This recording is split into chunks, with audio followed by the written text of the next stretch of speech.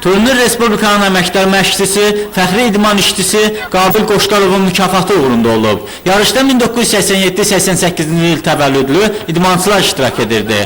Oyunlar dairəvi sistem üzrə keçirilib. Turnirə şəhərin idman məktəblərinin, klubların Qoşqar, Şəhadət, Metallurq, Lokomotiv, Təbriz komandaları qatılıb.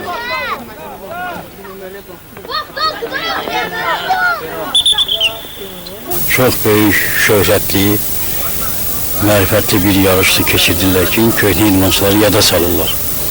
Əməkdar məşqçilərdir, köhnə veteranlarımız var. Bunların yada salınması idman və gənclər baş turizm naziri tərəfindən çox yaxşı işləyirlər.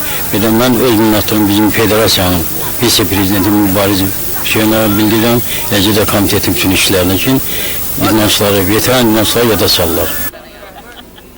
Dünən sonuncu turun oyunları keçirildi. 2 saylı Uşaq Gənclər İdman Məktəbinin Qoşqar və 1 saylı Uşaq Gənclər İdman Məktəbinin Şəhadət komandaları görüşdü.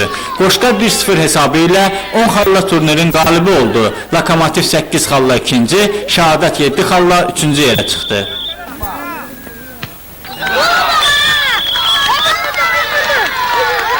Əsas məqsədimiz Qabil müəllimin adını respublikamızda tanıtmaq, gənc nəsilə tanıtmaqdır. Turun əsas məqsədlərindən biri Sevimli Kəpas komandası üçün layiqli qüvvə hazırlamaqdır. Bilirsiniz ki, burada futbolumuzun tənəzzül şeyini keçirir. Biz öz daxili imkanlarımız hesabına Gənclər İdman Baş İdarəsinin, Şəhər Federasiyasının təşəbbüsü ilə bu yarışları keçiririk. Sonda qalib komandalara fəxri fərmanlar, hədiyyələr verildi. Ən yaxşı oyuncular medallarla təltif olundu.